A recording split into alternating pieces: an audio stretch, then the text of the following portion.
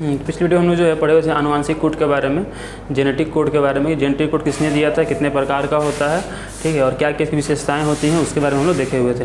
तो हम पढ़े हुए थे कि आनुवांशिक कोड जो है वो जॉर्ज गैमो ने दिया था। और आनुवांशिक कोड क्या होता है तो हम बताए थे कि जो प्रोटीन पर एमिनो अम्ल होता है और जो mRNA पर कोडोन होता है। कोडोन कहाँ होता है, ये क्वेश्चन आता है, तो कोडोन होता है mRNA पर और DNA पर। चूँकि mRNA किससे बना हुआ है, DNA से बना हुआ है, और DNA से mRNA बनना क्या कहलाता है, ट्रांसक्रिप्शन कहलाता है। तो mRNA पर और DNA पर जो है कोडोन उपस्थित होता है, ठीक है। तो कोडोन और प्रोटीन पर जो एमिनो अम्ल है उसके बीच के संबंध को आनुवांशिक कूट कहा जाता है। आनुवांशिक कूट जो है इसकी कुछ विशेषताएं थी, जैसे कि हम लोग पढ़े थे कि कोडोन जो होते हैं वो ट्रिपलेट होते हैं, है ना। हर एक कोडोन जो है वो 3 नाइट्रोजनी क्षार का समूह होता है। जैसे कि मान लो AUG मेथियोनिन एमिनो अम्ल को कोड करता है, U फिनाइल एलानिन को कोड करता है। इस तरह से टोटल कोडोन कितने होते हैं, 64 होते हैं। उसमें से 3 जो है उनको कहा जाता है समापन कोडोन या नॉन सेंस कोडोन। वो जहाँ पर होते हैं वहीं पर जो प्रोटीन बनने की प्रक्रिया है वो रुक जाती है। तो इसको हम लोग पिछले क्लास में पढ़ लिए थे। आज हम लोग पढ़ेंगे एक और टॉपिक, ओपेरॉन मॉडल, ठीक है। यहाँ से ऑब्जेक्टिव क्वेश्चन भी उठता है और 5 नंबर में भी एक क्वेश्चन जो है पूछा जाता है कि ओपेरॉन मॉडल किसे कहते हैं, उसके बारे में लिखने का। सबसे पहली बात ये है कि ओपेरॉन कोई नाम नहीं है, ठीक है। ओपेरॉन क्या हम जानेंगे आगे। ओपेरॉन मॉडल जो है ये दिया गया था जैकब एवं मोनॉद के द्वारा। 2 साइंटिस्ट थे, एक का नाम था जैकब और एक का नाम था मोनॉद।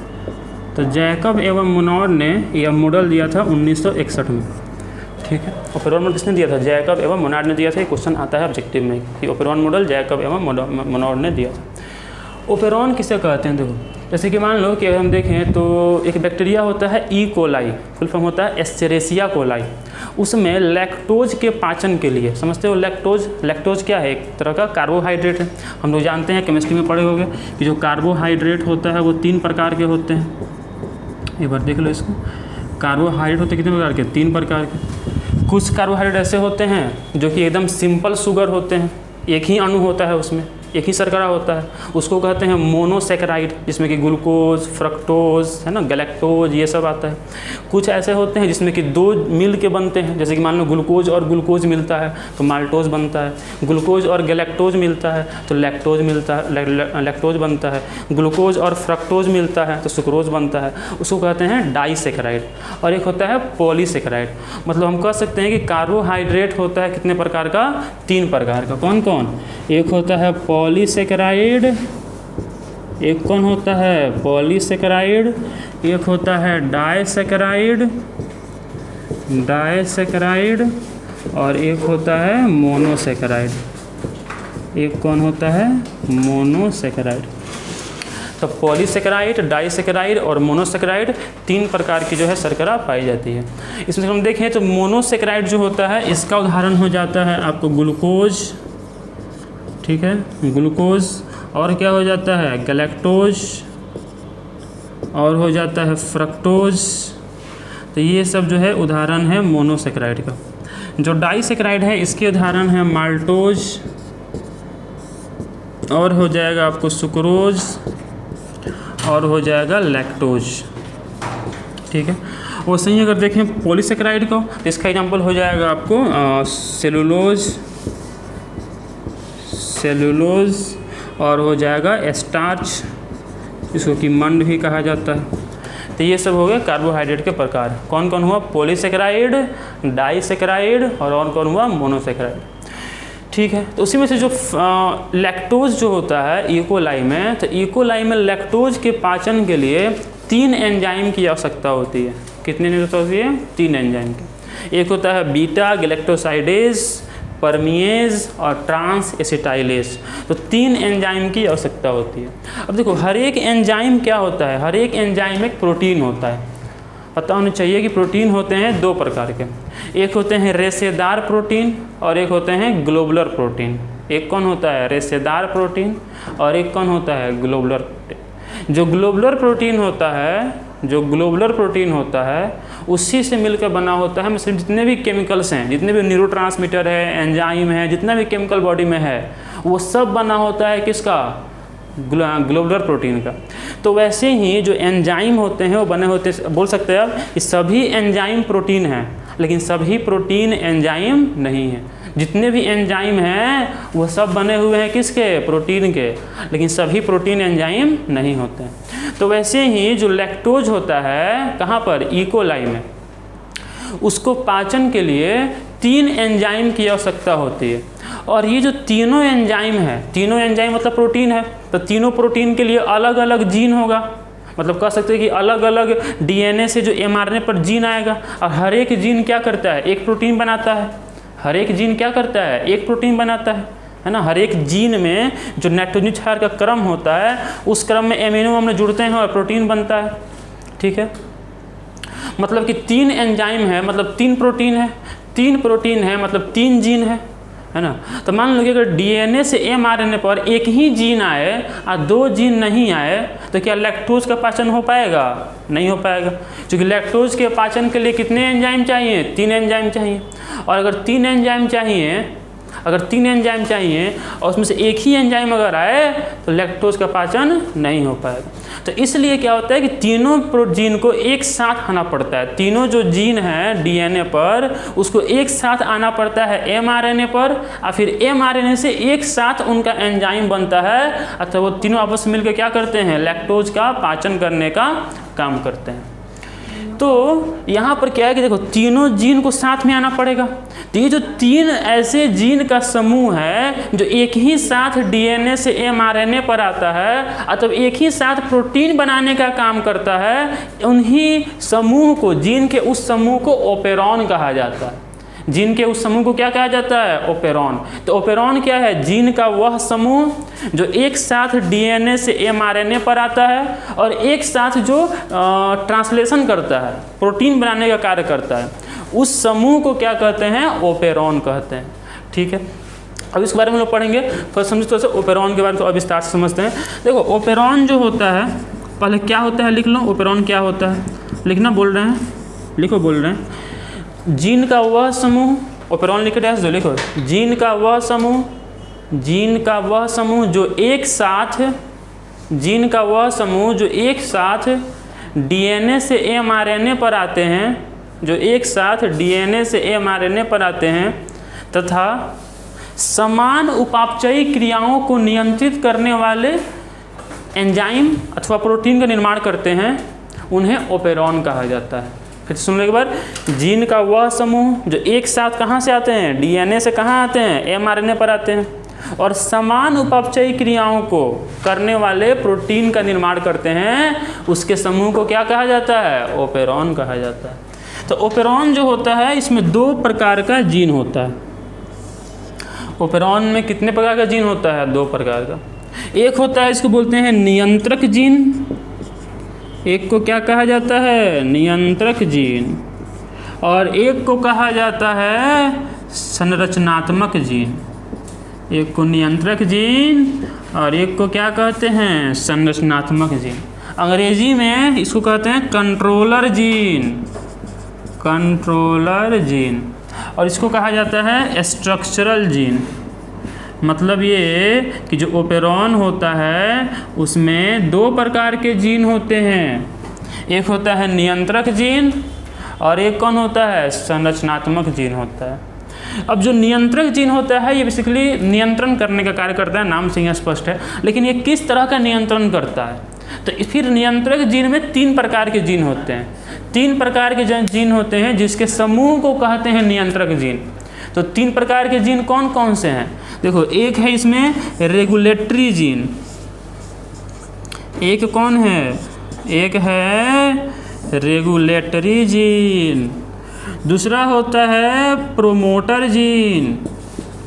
दूसरा होता है प्रमोटर जीन। और तीसरा होता है ऑपरेटर जीन। तीसरा कौन होता है? Operator gene. इसका सिंबल होता है आई, इसका सिंबल होता है पी, इसका सिंबल होता है ओ। ठीक है, रेगुलेटरी सिंबल क्या होता है? आई। प्रमोटर जीन का सिंबल क्या होता है? पी। और ऑपरेटर जीन का सिंबल क्या होता है? ओ। तो ओपेरॉन क्या होता है? तो बोला जाएगा कि जीन का वह समूह, जीन का वह समूह जो एक साथ डीएनए से एमआरएनए में ट्रांसक्राइब होते हैं, या जिनका एक साथ ट्रांसक्रिप्शन होता है, तथा वो समान उपापचयी क्रिया को नियंत्रित करते हैं। जीन के वैसे समूह को ओपेरॉन कहा जाता है। ओपेरॉन में कितने तरह के जीन आते हैं? 2 तरह के जीन आते हैं। कौन कौन? एक आता है नियंत्रक जीन और एक आता है संरचनात्मक जीन। नियंत्रक जीन जो होता है इसमें फिर 3 प्रकार के जीन होते हैं। रेगुलेटरी जीन होता है, प्रमोटर जीन होता है, ऑपरेटर जीन होता है। ठीक है। और दूसरा कौन होता है? संरचनात्मक जीन तो होता ही है। देखो तीनों जीन का काम क्या है, मतलब कि रेगुलेटरी जीन क्या करता है, प्रमोटर जीन क्या करता है, ऑपरेटर जीन क्या करता है। तो जो रेगुलेटरी जीन है ये बेसिकली एक प्रोटीन बनाता है जिस प्रोटीन को बोलते हैं रिप्रेसर प्रोटीन। क्या बोलते हैं इसको? Repressor protein. Repressor protein. और ये जो रिप्रेसर प्रोटीन है जो कहाँ से बना है? रेगुलेटरी जीन से बना है। वो रिप्रेसर प्रोटीन जाकर ऑपरेटर जीन से जुड़ जाता है। देखो ये कुछ अभी आगे हम बनाएंगे इसका फिगर, एक एग्जांपल देंगे, बताएंगे उसमें। अभी लिख लो, लिख रहे हैं पहले रेगुलेटरी जीन, इतना पहले लिख लिए, वीडियो को पॉज कर इतना पहले लिखो। ये ओपेरॉन 2 तरह के होते हैं, एक होता है नियंत्रक जीन, एक होता है संरचनात्मक जीन। ऑपरेटर जो नियंत्रक जीन है वो फिर 3 प्रकार का होता है। रेगुलेटरी जीन होता है, प्रमोटर जीन होता है, ऑपरेटर जीन होता है। इसका सिंबल क्या होता है? आई। इसका सिंबल क्या होता है? पी। और उसका क्या होता है? ओ। ठीक है। लिख रहे हैं ना रेगुलेटरी जीन, लिखना ये जीन रिप्रेसर प्रोटीन का निर्माण करते हैं। ये जीन रिप्रेसर प्रोटीन का निर्माण करते हैं जो ऑपरेटर जीन से जुड़कर प्रोटीन बनने की प्रक्रिया को शुरू अथवा अंत करा सकता है। देखो 2 तरह का इसमें ओपेरॉन होता है। एक होता है जो शुरू करवाता है, बोले लैक्टोज का पाचन करवाता है, मतलब शुरू करवा रहा है, पाचन शुरू करवा रहा है। और दूसरा कुछ प्रोटीन ऐसा होता है, कुछ ऐसा मतलब कि ओपेरॉन होते हैं जो कि इस चीज़ को रोक देते हैं। ठीक है। तो उनको बोलते वो जो है अलग तरह के होते हैं, उसके बारे में नहीं पढ़ना है हम लोग, केवल एक लैक ओपेरॉन पढ़ना है जो कि बढ़ाने वाला जीन है। खैर, तो ये क्या करता है कि इससे जुड़ जाता है ऑपरेटर जीन से और प्रोटीन बनने की क्रिया को क्या कर देता है? रोक देता है। ठीक है। या फिर बढ़ा भी सकता है, रोक देता है अथवा बढ़ा देता है। तो क्या लिखे कि ये जीन रिप्रेसर प्रोटीन का निर्माण करते हैं जो कि ऑपरेटर जीन से जुड़कर प्रोटीन बनने की क्रिया को आरंभ करवा सकता है, शुरू करवा सकता है अथवा अंत करवा सकता है। प्रमोटर जीन जो है इसी से जुड़ा होता है आरएनए पॉलीमरेज एंजाइम। लिखना, लिख देते हैं प्रमोटर जीन, लिखना इस जीन से आरएनए पॉलीमरेज जुड़ा होता है। इस जीन से आरएनए पॉलीमरेज जुड़ा होता है जो इस जीन से आरएनए पॉलीमरेज जुड़ा होता है जो प्रोटीन निर्माण की प्रक्रिया में अहम भूमिका निभाता है। देखो जिस तरह से द्विगुणन की प्रक्रिया में सबसे अहम योगदान कौन निभाया था? DNA polymerase. बोलते हैं ना बहुत सारे एंजाइम थे, हेलिकेज था, टोपोआइसोमेरेज था, एसएसबीपी था, डीएनए पॉलीमरेज था, उसके अलावा आपको आरएनए प्राइमर था, लाइगेज था, लेकिन सबसे महत्वपूर्ण एंजाइम कौन था वहाँ पे? डीएनए पॉलीमरेज था कि नहीं था? तो वैसे ही बोलते हैं ना हीरो प्रोटीन है वहाँ का, हीरो एंजाइम, वही एंजाइम सब काम करवाता है। वैसे ही यहाँ पर जब आरएनए से प्रोटीन बनता है, जब ट्रांसलेशन होता है, देखो डीएनए से डीएनए बनना क्या कहलाता है? द्विगुणन। डीएनए से एमआरएनए बनना क्या कहलाता है? क्या कहलाता है? ट्रांसक्रिप्शन। और एमआरएनए से प्रोटीन बनना क्या कहलाता है? ट्रांसलेशन। तो जिस तरह से द्विगुणन की प्रक्रिया में सबसे महत्वपूर्ण योगदान जो था वो डीएनए पॉलीमरेज था, वैसे ही यहाँ पर जब आरएनए से प्रोटीन बन रहा होता है उस समय सबसे अहम योगदान जो होता है वो होता है आरएनए पॉलीमरेज का। और जो आरएनए पॉलीमरेज एंजाइम है वो जुड़ा होता है किससे? प्रमोटर जीन से जुड़ा होता है आरएनए पॉलीमरेज। आरएनए पॉलीमरेज जुड़ा होता है किससे? प्रमोटर जीन से। ठीक है।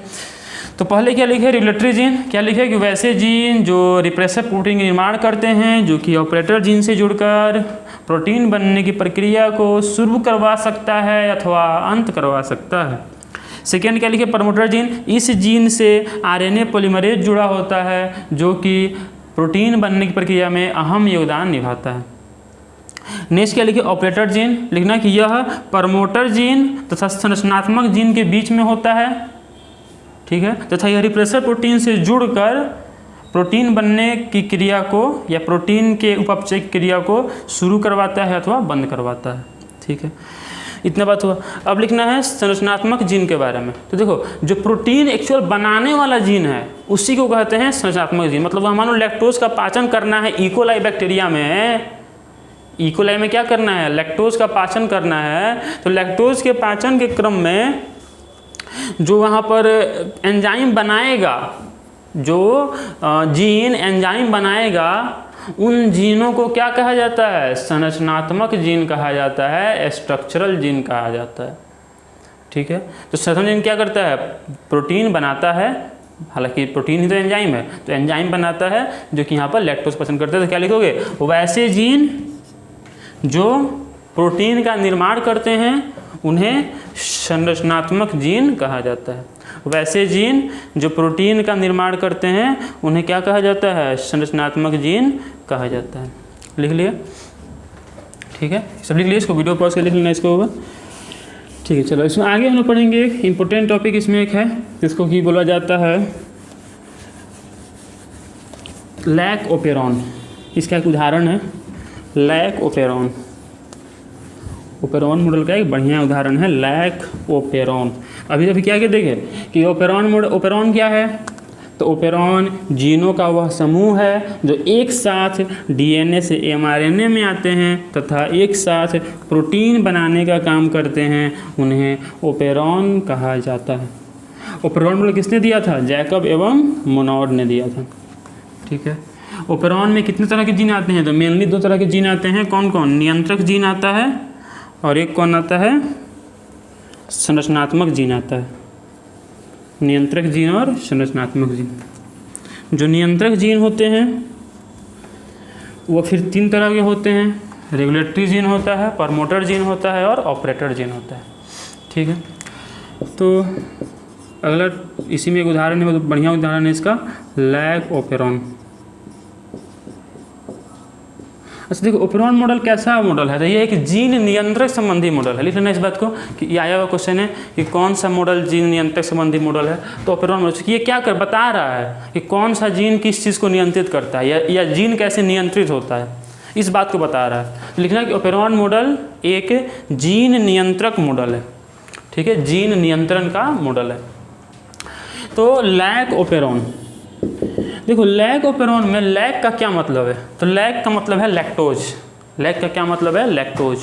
लैक्टोज क्या होता है, डाइसेक्राइड, जो किसमें पाया जाता है, इकोलाई बैक्टीरिया में पाया जाता है, एस्चेरेसिया कोलाई बैक्टीरिया में पाया जाता है लैक्टोज, ठीक है। अब लैक्टोज का जो पाचन करना होता है, अब देखो लैक ओपेरॉन यहाँ बना रहे हैं हम, लैक ओपेरॉन, ये होता है लैक ओपेरॉन, ठीक है।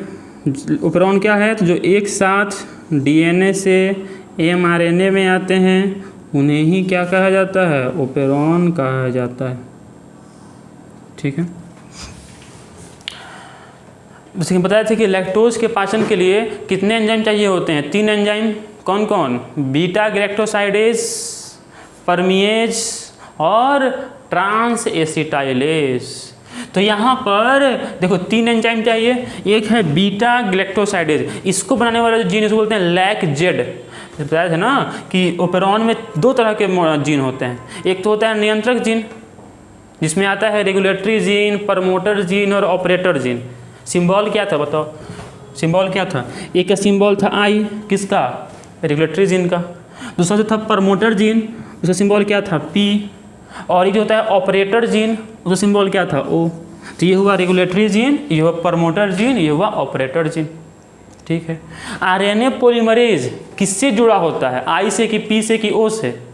आरएनए पॉलीमरेज किससे जुड़ा होता है, रेगुलेटरी जीन से या फिर प्रमोटर जीन से या फिर ऑपरेटर जीन से। अभी बताए हैं कि जुड़ा होता है किससे, प्रमोटर जीन से। कौन जुड़ा हुआ है, आरएनए पॉलीमरेज जुड़ा हुआ है। कौन जुड़ा हुआ है, आरएनए पॉलीमरेज जुड़ा हुआ है, ठीक है। तो ये तो हो गया 3 नियंत्रक जीन, ठीक है, एक हो गया रेगुलेटरी जीन, एक हो गया प्रमोटर जीन, एक हो गया ऑपरेटर जीन। अब इसके बाद जो होते हैं स्ट्रक्चरल जीन होते हैं, जो कि सही प्रोटीन बनाने वाले हैं। अब वो जीन कौन कौन है? तो लैक ओपेरॉन के केस में एक होता है लैक जेड, एक होता है लैक वाई, एक होता है लैक ए। एक कौन होता है? Lac Z, lac Y, lac A. जो लैक जेड है, देखो तीनों जीन का नाम है, ये तीनों क्या है? जीन है। कौन सा जीन है? ये तीनों कौन सा जीन है? तीनों है संरचनात्मक जीन। ये तीनों कौन सा जीन है? तीनों है संरचनात्मक जीन, जो निर्माण करता है किस चीज़ का? एंजाइम का, है ना। अब वही एंजाइम अब क्या करेगा? लैक्टोज को पचाएगा, लैक्टोज को तोड़ेगा। किस में तोड़ेगा? तो ध्यान रखना कि जब दो ग्लूकोज के अणु जुड़ते हैं, तो जब ग्लूकोज प्लस ग्लूकोज होता है तब बनता है माल्टोज। ठीक है, देखो माल्टोज क्या है? डाइसैकेराइड, मतलब ये दो शुगर के मिलने से बना हुआ है।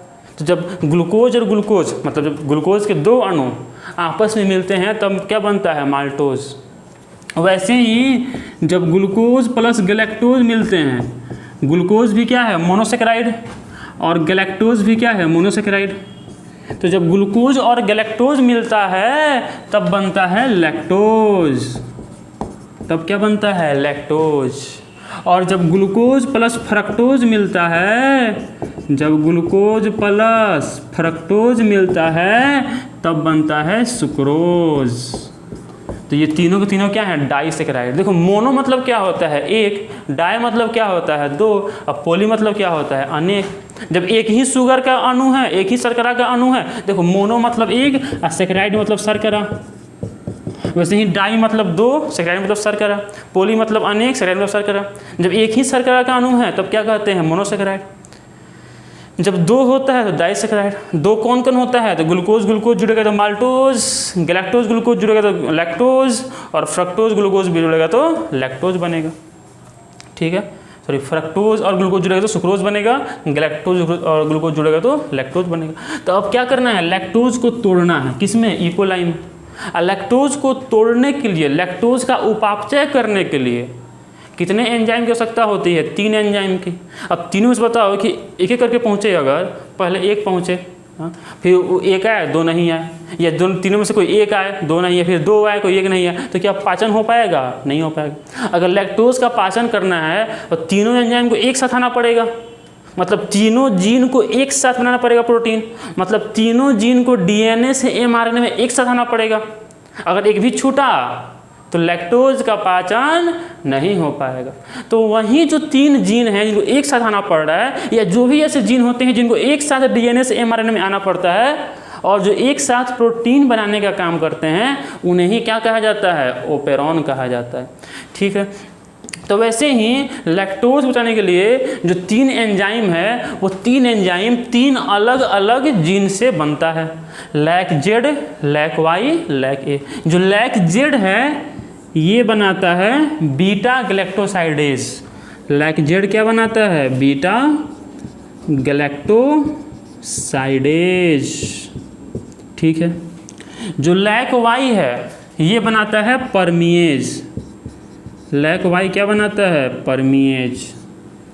और जो लैक ए है ये बनाता है ट्रांस एसिटाइलेज। ये क्या बनाता है? Trans acetylase.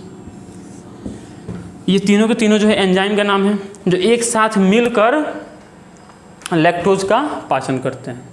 ठीक है, तो ये तीनों कौन से एंजाइम हुए हैं? इस तीनों कौन से जीन हुए? संरचनात्मक जीन हुए, क्योंकि जो जीन प्रोटीन बनाते हैं उन जीन को क्या कहा जाता है? संरचनात्मक जीन या स्ट्रक्चरल जीन कहा जाता है। अब देखो इसमें कैसे बनेगा। तो क्या होता है कि हम बोले थे कि जो ये रेगुलेटरी जीन है ये एक प्रोटीन बनाता है, इसको बोलते हैं रिप्रेसर प्रोटीन। और जो रिप्रेसर प्रोटीन है वो आके जुड़ जाता है ऑपरेटर जीन से, जिसके कारण आरएनए पॉलीमरेज आगे नहीं बढ़ पाता है। और जब ये आगे नहीं बढ़ेगा, जब इससे होकर पास नहीं करेगा तो ट्रांसक्रिप्शन नहीं हो पाएगा या फिर ट्रांसलेशन नहीं हो पाएगा, मतलब कि तीनों जीन प्रोटीन नहीं बना पाएंगे। ये तीनों जीन प्रोटीन कब बनाएंगे? जब इनके ऊपर से आरएनए पॉलीमरेज होकर जाएगा। किस तरह? डीएनए द्विगुणन में एक डीएनए डीएनए कब बना था? जब उनके ऊपर से डीएनए पॉलीमरेज होकर गुजरा था। डीएनए पॉलीमरेज, यहाँ पर कौन है? RNA polymerase. जब आरएनए पॉलीमरेज इनके ऊपर से होकर गुजरेगा तब ये जो तीनों जीन हैं ये प्रोटीन का निर्माण करेंगे, मतलब एंजाइम का निर्माण करेंगे। और फिर ये तीनों एंजाइम जो है लैक्टोज का पाचन करने का काम करेगा। लेकिन रास्ता कौन रोके हुए है? ये प्रोटीन। कौन प्रोटीन है? ये रिप्रेसर प्रोटीन, जो कहाँ से बन के आया है? रेगुलेटरी जीन से, ठीक है, और जुड़ा हुआ है किससे? ऑपरेटर जीन से। रास्ता ये रास्ता रोक के रखा है आरएनए पॉलीमरेज का।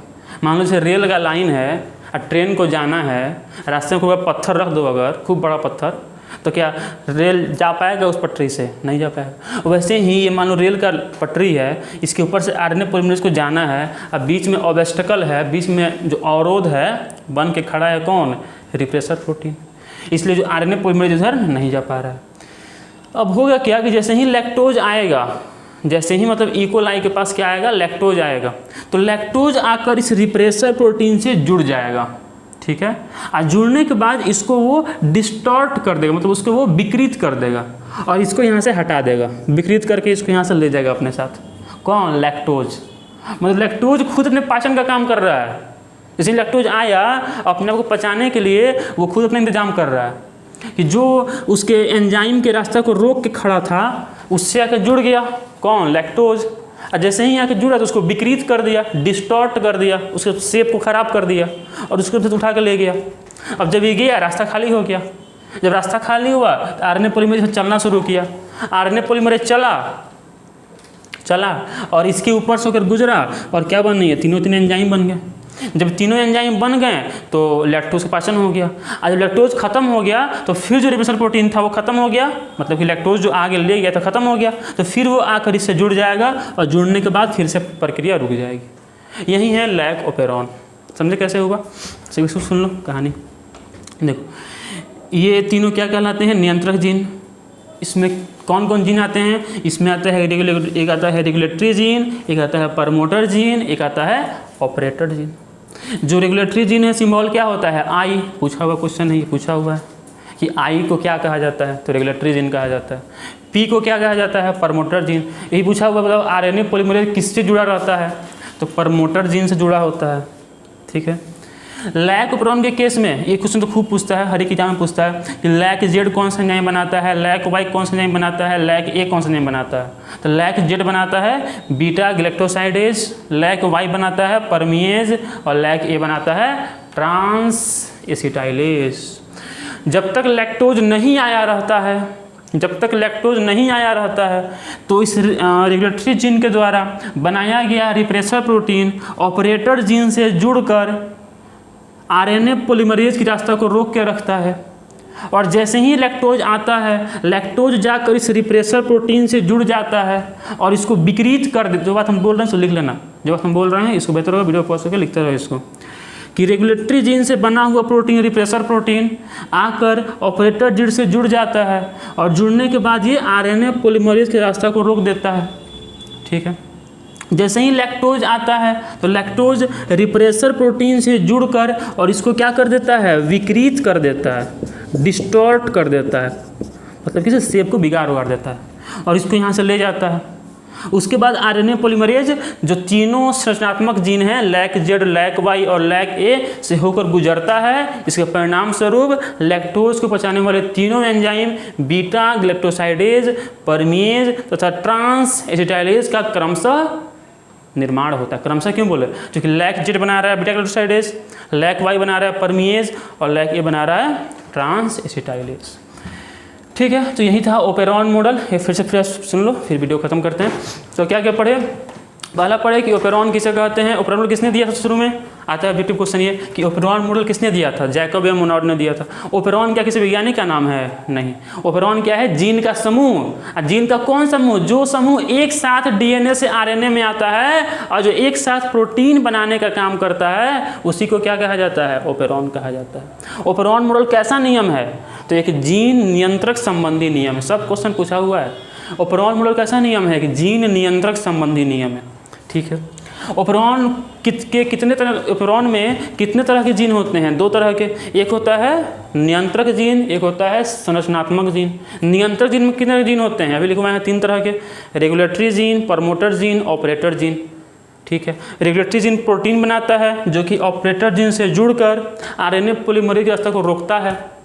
प्रमोटेड जीन में आरएनए पॉलीमरेज जुड़ा होता है जो कि आगे जाएगा तो जो संरचनात्मक जीन है उनसे प्रोटीन बनवाएगा। जो संरचनात्मक जीन है, स्ट्रक्चरल जीन है, यही जीन जो है प्रोटीन बनाने का काम करते हैं। फिर हम लोग पढ़े लैक ऑपरॉन के बारे में कि लैक ऑपरॉन में कितने, ये भी क्वेश्चन आता है कि लैक ऑपरॉन में कितने संरचनात्मक जीन होते हैं, जो 3 होते हैं। कौन कौन? लैक जेड, लैक वाई और लैक ए। इसमें क्या होता है, तो इसमें जो रिप्रेसर प्रोटीन बना है आकर जुड़ जाता है ऑपरेटर जीन से और आरएनए पॉलीमरेज रास्ता को रोक देता है।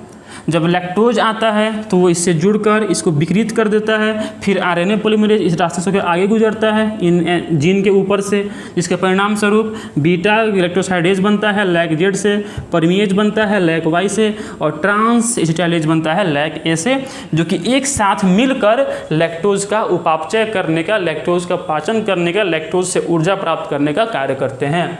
उसके बाद जब लैक्टोज खत्म हो जाता है तो फिर से यहाँ आकर रिप्रेसर प्रोटीन जुड़ जाता है और फिर एंजाइम बनने की क्रिया बंद हो जाती है।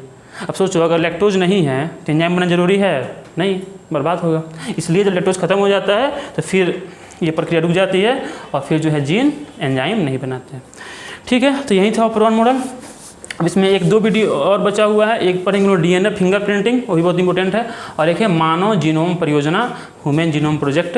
ये दोनों बहुत ही इंपॉर्टेंट टॉपिक है, मानव जीनोम परियोजना भी और साथ में आपको डीएनए फिंगरप्रिंटिंग भी। तो 2 अलग अलग वीडियो इसके लिए होगा। उसके बाद ये चैप्टर जो है, जो बहुत बड़ा चैप्टर था, एक सबसे बड़ा चैप्टर है 12th क्लास का, ये खत्म हो जाएगा। ठीक है, तो पढ़ाई करते रहो। धन्यवाद।